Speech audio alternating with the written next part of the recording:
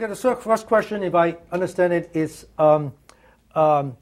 it in general a hopeful case that because the incumbents are so busy with the inertia that is keeping the success, that the small companies should rightfully have a hope to get a crack in some of the business that they either architecturally or the business momentum don't allow them to address? Is that the gist of the first question? Yeah. So I would say the most important thing is to define success, right? I mean,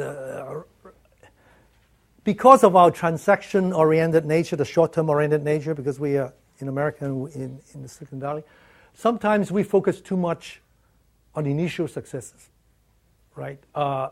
Because 100 companies get funded, maybe 4 get IPO, and so that when you IPO, you feel like that you had the success. But you think about it, right? Aruba reported $41.7 million the last quarter. Okay, Cisco reported 9.3 billion. Right?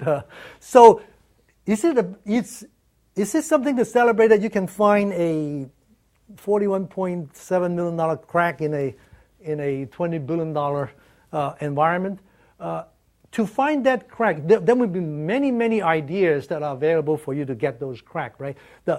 Which points to one fact: good idea is not difficult to find. It is execution, the operation excellence to get through to productization and marketing and supporting your product. That is important, right? So a lot of companies fail not because they didn't find those crack, right? The 4 or 5 companies that get IPO out of the 100 companies funded is not because they got the 4 or 5 best ideas. I think probably a lot of them get the good idea, but it's just the 4 or 5 of them has the tenacity and the operation management skill to carry it through. Now, the fact that you carry it through and form a bit of a initial success is by no means assurance of longevity of a company, right? Which is kind of tied to the second question you asked, which is what keeps me awake at night for Aruba, right?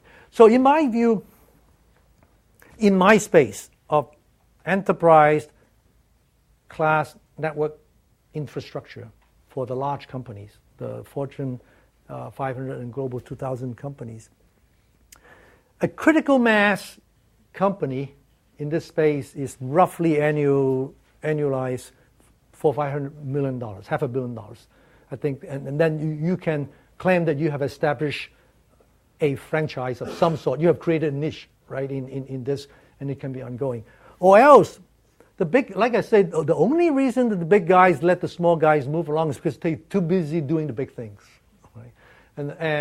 And so when you're big enough, then they no longer ignore you because now it's not small enough for them to ignore. So they will come in and they try to really point a gun at you, and then if you're not careful, you do not create your differentiated position, your customer loyalty, that is when companies start faltering, right? They come out and they become $200, $300 million a year, and then they go away because now they're getting the attention of the big guys, right? So I think people should define what success is, and don't